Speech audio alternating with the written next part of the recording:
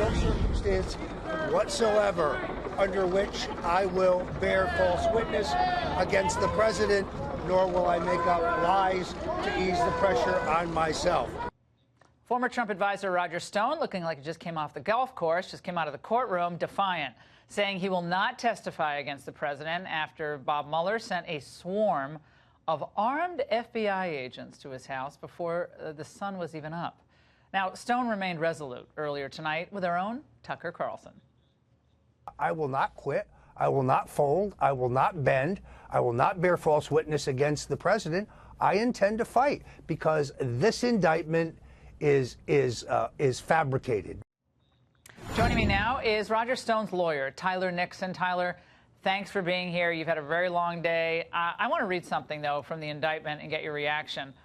Here's the quote. After the July 22nd, 2016 release of stolen DNC emails by Organization One, which we've learned since is WikiLeaks, a senior Trump campaign official was directed to contact Stone about any additional releases and what other damaging information Organization One had regarding the Clinton campaign. Tyler, who directed that campaign official? Well, that's a mystery that I think remains to be seen and remains to be discovered. And thanks for having me on, Laura. I appreciate it. It's been a long day for sure.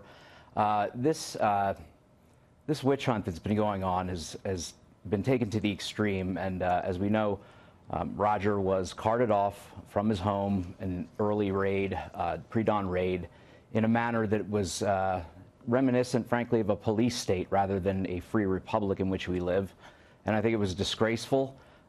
You and I share, I believe, the alma mater of Mr. Mueller, the University of Virginia Law School. I think Mr. Jefferson would be standing with Roger Stone today rather than Robert Mueller in what was done to Roger Stone. You know, it's hard to say because there's so much fabrication and so much insinuation that has gone on with this case. We've been close to the details for a long time. I've known Roger for years. And this is just, it really is Kafkaesque. It's Orwellian. It's Rousseauian, frankly. It's a lynch mob. Okay, so let's get into, though, the specifics here, because I think a lot of people watching Fox tonight, they're worried. I mean, they're worried. They see a friend of Trump's arrested in a pre-dawn raid. Of course, it was ridiculous, okay? I was a criminal defense attorney. In a case like this, you notify you. They would have called you up and said, we're going to bring him in. It would have been arranged. Would have been no big deal. I mean, if he was going to destroy documents, he's had like 2 years to do it, okay? If that's what he wanted to do. So this is patently absurd. It was all to put pressure on him. I've seen this tactic so many times in the past. It's patently obvious. So we've all established that. But on the facts of this, lying to congressional investigators, lying to any federal official, it's a process crime, but it's also a crime. Did your client commit a crime in answering questions about documents that he had in his possession that might have indicated an intent to facilitate Russian interference in the election? Absolutely not, Laura. I mean, this has been hashed over by Roger himself over and over again. The bottom line is I reviewed his testimony, which, by the way, has been held secret in the Intelligence Committee, the bowels of the Intelligence Committee, since it was given in September of 2017. Allowing the Democrat members of the committee to mischaracterize the testimony and characterize Stone, Mr. Stone, as having lied or perjured himself, as the case may be, because he was not able to refer to the testimony and it's still yet to be released. Yet it was released to Robert Mueller. Roger gave truthful answers and accurate answers with the information he had at the time. You know, in the interim time, for example, there has been discovered materials, including a cell phone, which contained texts, for example, with Randy Credico, which exonerated Roger. Roger's all along stated that Randy Credico was the intermediary, the go-between that he. But he denies that, right? Didn't he tell yes, Credico has denied. That's correct. He's denied that all along. He has lied all along because there are texts that clearly show that. Yes, he absolutely was discussing WikiLeaks and Assange. Let me ask you a question about what happened this morning, because I woke up way too early for having a late show, and I saw this thing blowing up, okay?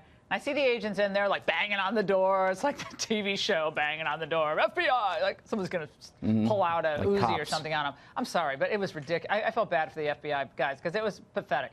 So when they go in there, Roger's like in his bathrobe, his pajamas. What did happen then? Tell me exactly. They read him his rights, obviously. What did they start going through? They were there for hours. So they pulling up floorboards? Are they going through the ceiling panels? Obviously going through hard drives? What happened?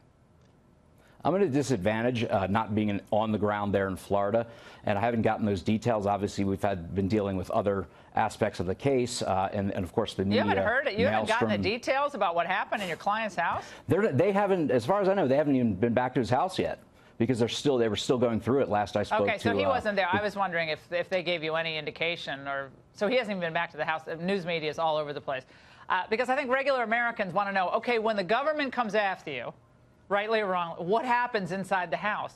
But I've seen it. They pick up everything, go through everything, but they were there for hours. Tonight, how is your client doing? We saw him on Tucker. How is he doing? Does he feel like he's in legal jeopardy? Alan Dershowitz, Alan Dershowitz, I got to play this for you first, Tyler, before you respond. Alan Dershowitz tonight spoke about the possibility of flipping your client. Let's watch. Stone doesn't strike me as the kind of guy who's going to easily cooperate, but well, look, when you're facing long prison term, the most loyal of people turn to themselves and say, I have to look out for myself first. Cohen said he would never testify against Trump. He would take a bullet for him. And now look what's happened. So you never know what's going to happen when a person is arrested for a myriad of crimes. Tyler, reaction. Roger Stone has, yes, he has said repeatedly that he would not bear false witness against the president under any circumstance, and that's what he would have to do in order to in any way implicate the president, because there is no Russian collusion, there is no conspiracy with WikiLeaks, there is nothing that has been contrived out of thin air in this witch hunt, this hoax really is what it is. He would not do that, and he's not Michael Cohen. Roger Stone, ironically, as you know, Laura, is really one of the most honest people that you'll find in politics because he's truthful about himself and who he is and what he does. He's a hardball politico. He's been around for a long time. He has a very interesting and colorful past, but so do all of us. But I've got to read his last book. You learn a lot more about his thinking. He's very worried about his financial situation. Obviously, you get paid. Lawyers cost a lot of money. Tyler, you could have gone on any show tonight. We really, really appreciate your joining us. Come back. This is going to be a saga that continues. And we appreciate it. Get some sleep.